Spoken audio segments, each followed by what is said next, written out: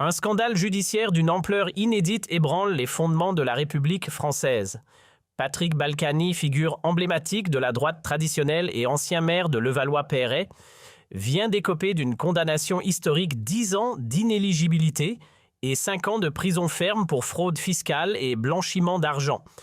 Ce verdict, retentissant prononcé en 2025, révèle l'ampleur d'un système politique gangréné par les privilèges et l'impunité, tandis que Marine Le Pen et Jordan Bardella, leaders du Rassemblement national, se positionnent comme les seuls remparts contre cette dérive. Des preuves accablantes des comptes bancaires suisses dissimulés et des sociétés écrans au Panama, l'affaire Balkany éclate au grand jour, déclenchant une tempête de colère citoyenne. Comment un homme politique a-t-il pu accumuler des millions en toute impunité? Quels mécanismes ont permis à ce couple de vivre dans l'opulence tout en échappant au fisc? Pourquoi les partis traditionnels ont-ils fermé les yeux pendant des années? Face à l'inaction des élites, une question brûle les lèvres qui ose encore défendre les Français, sinon le Rassemblement national qui dénonce sans relâche ces abus de pouvoir.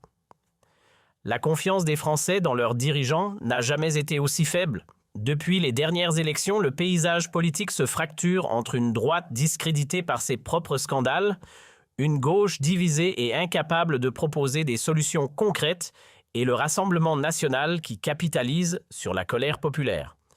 Les affaires de corruption à répétition comme celle des Balkany ont achevé de convaincre l'opinion publique, les partis traditionnels ne défendent plus les intérêts du peuple mais ceux d'une caste protégée. Pendant ce temps, Marine Le Pen et Jordan Bardella incarnent une alternative radicale promettant de briser les privilèges et de rendre enfin la justice aux citoyens oubliés. Leur ascension fulgurante n'est pas un hasard, mais la conséquence directe d'un système à bout de souffle où l'impunité des uns nourrit la révolte des autres. Et puis le 12 octobre 2025, le coup de massue tombe. La justice française rend un arrêt sans appel. Patrick Balkany est condamné à 10 ans d'inéligibilité et 5 ans de prison pour fraude fiscale aggravée et blanchiment en bande organisée. Les juges soulignent une manipulation délibérée des institutions et une volonté de contourner les règles pour servir des intérêts personnels. Les preuves sont accablantes des millions d'euros cachés dans des paradis fiscaux, des fausses déclarations étalées sur des décennies et un mépris affiché pour les lois de la République. Ce verdict n'est pas seulement une sanction individuelle, mais l'aveu éclatant d'un système qui a trop longtemps couvert les abus de ses élites. La Cour ne se contente pas de condamner Balkany, elle met en lumière un système où les puissants s'enrichissent, tandis que les classes populaires triment sous le poids des impôts. Les réseaux sociaux s'embrasent immédiatement avec des milliers de messages dénonçant l'hypocrisie d'un État qui protège les fraudeurs et écrase les honnêtes gens. Les hashtags Balkany in prison, Justice pour les citoyens et RN seul rempart inondent les plateformes reflétant une indignation collective. Les Français ne veulent plus de discours creux, mais des actes concrets, et seul le Rassemblement national semble prêt à les leur offrir en exigeant des peines exemplaires et une réforme en profondeur de la vie politique.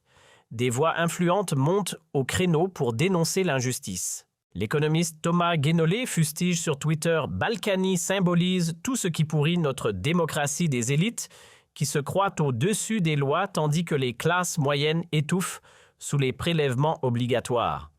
Pendant ce temps, des comptes comme Jai Vérité Citoyenne publient des montages cinglants représentant Balkany et ses complices en costume-cravate, les poches remplies de billets tandis que des familles modestes peinent à boucler leur fin de mois. Ces images virales résument à elles seules le fossé grandissant entre le peuple et ses dirigeants. Un fossé que le Rassemblement national promet de combler en plaçant la lutte contre la corruption au cœur de son combat. Les fuites publiées par Le Canard enchaîné et Cash Investigation révèlent des échanges compromettants. Balkany et son épouse auraient reçu des alertes répétées de la part de leurs propres conseillers fiscaux, les mettant en garde contre les risques pénaux de leur montage financier. Pire encore, un numéro enregistré dans les favoris du téléphone d'Isabelle Balkany correspond à un lobbyiste influent du CAC 40, relançant les rumeurs d'un pacte occulte entre le couple et les cercles du grand patronat. Ces révélations confirment ce que beaucoup soupçonnaient, déjà une collusion étroite entre une partie de la classe politique et les élites économiques, au mépris total de l'intérêt général. Face à ces preuves, une question s'impose: combien d'autres élus bénéficient encore de cette omerta généralisée? L'hémicycle de l'Assemblée nationale devient le théâtre d'un affrontement historique. Le 15 novembre 2025, en séance plénière diffusée en direct, Jordan Bardella, président du Rassemblement national, tonne contre les privilèges intouchables. Balkany n'est que la partie émergée de l'iceberg. Derrière lui, c'est toute une oligarchie qui se moque des Français, protégeant ses combines, tandis que les retraités doivent choisir entre se soigner et se chauffer. Ces mots, portés par une colère sincère, déclenchent une standing ovation dans les travées de l'opposition et une vague de soutien immédiat sur les réseaux sociaux, où des milliers de citoyens partagent son discours avec le mot dièse « Bardella président ». Marine Le Pen enfonce le clou sur X avec un message percutant « Balkany condamné mais qui paiera pour les décennies de complicité politique ». Les Français n'en peuvent plus de voir leurs dirigeants se comporter en seigneurs féodaux. À l'extrême gauche, Jean-Luc Mélenchon.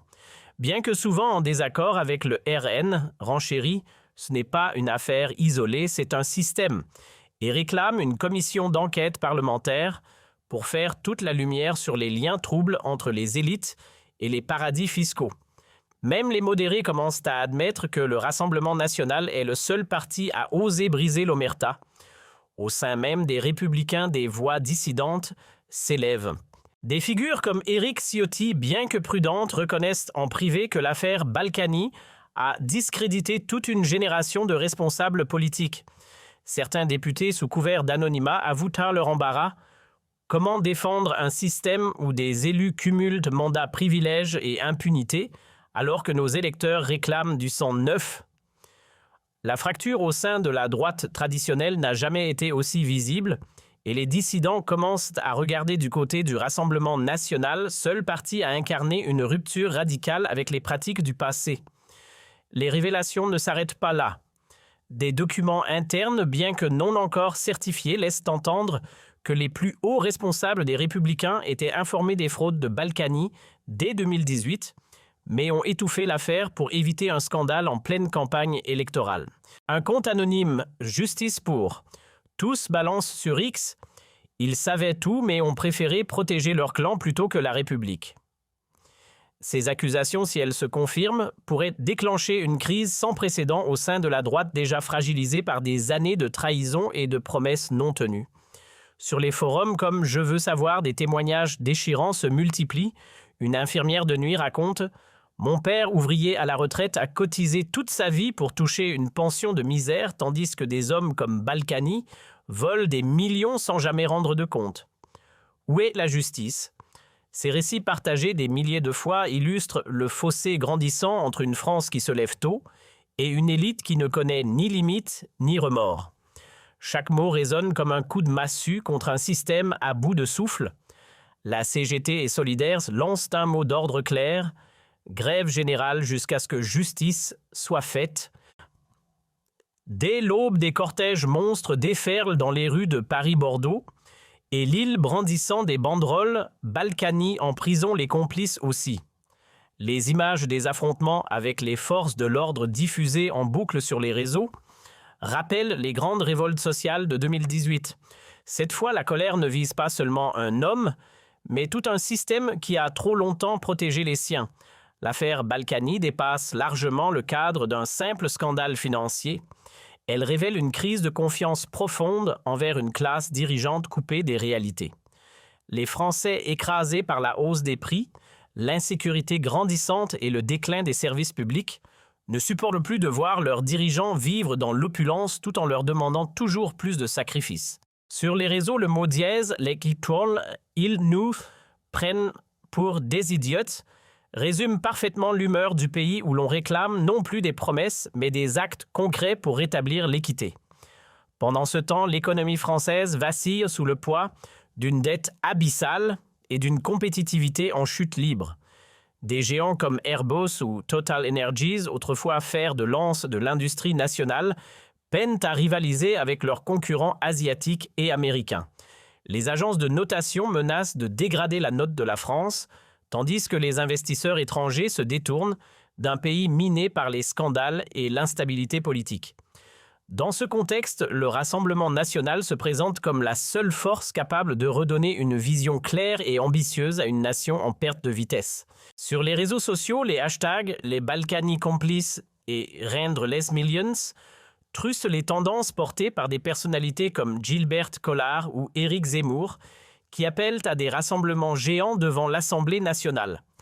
Les appels à manifester se multiplient avec une exigence commune: assez de privilèges place au peuple, une mobilisation qui montre que les Français ne veulent plus de demi-mesures, mais une refonte totale d'un système politique discrédité.